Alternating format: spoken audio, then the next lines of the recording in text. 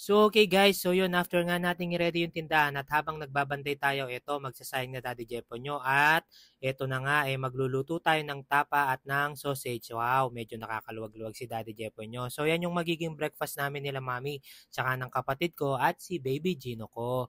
At ayun na nga, dali-dali ko nang hiniwa sa gitna at ayun, pinipili ko kung anong unang lulutuin ko at ayun, nanalo yung sausage guys.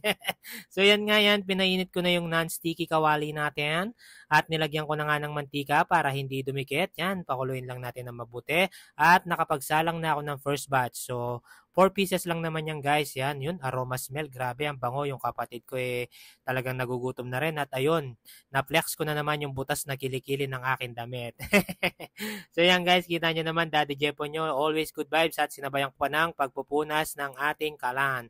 At ayun, try nating mag-multitask guys para mabilisan lang tayo.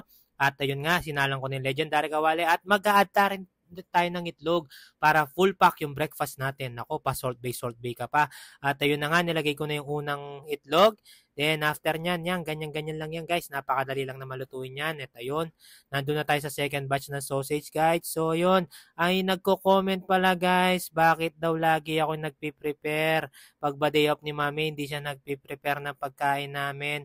Nako, sana'y maintindihan nyo, may anak po kami. So, siya yung nagbabantay niyan sa anak ko at ako talaga yung nakatoka sa ganito guys. At nag-e-enjoy talaga ako dito. Pasensya na po, ganyan talaga yung routine ko. Parang lalagnatin ako pag hindi ko ginawa to. So, yan guys, nag-ready na rin ako ng coffee and tea namin guys. Yan, ako, para super special. At ito, nag-ano na rin ako ng toyo mansi. At saka magpi-prepare din tayo mamaya ng ano guys, chili paste at ito na nga yung guys, ayun, para super special yung breakfast namin nila mami.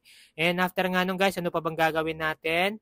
Ilalagay lang natin dito sa mesa and yun, magpiprepare na tayo ng food yan. Nagsandok na ako ng kanin for mami. Grabe, excited na ako mapakain si mami ko at makita ko yung tuwa niya pagkakain na kami. Grabe talaga. Yun yung nakakapagpatanggal ng pagod ko pag sinuserve ko yung asawa ko. Sila talaga yung source of energy ko. At ayun, may pa-plating pa si Daddy Jeff nyo. Grabe guys. Yan. At hiniwa ko na nga yung sausage. Grabe, napaka-special ng breakfast namin. Medyo nakakaluwag-luwag. Thank you Lord. So yan guys, tuloy-tuloy lang Daddy Jeff nyo. Syempre, hindi ako hihinto sa kakagawa ng mga ganitong task. Kasi pangarap ko to, so kailangan ma-maintain ko to kay mami ko. House husband with a twist, sabi ko nga sa caption ko dun sa, ano ko, sa page ko sa TikTok. So yan guys, yan, super special. At ayun, boom! Grabe! Parang sa kinakainan namin to na worth ano yata yan, 350, ganyan lang yung kakainin. Pero ito, super special, kumpleto. At ayun, gising na nga yung asawa ko maganda. At kakain na po kami, kain na po tayo guys. So yan, unang subo ni Daddy Jepoy. Thank you Lord. Grabe, thank you Lord. Pinagpapawisan ako dyan. So ibig sabihin, sarap na sarap ako. So kain po muna kami guys. So yun, finger heart kayo sa amin. Bye-bye.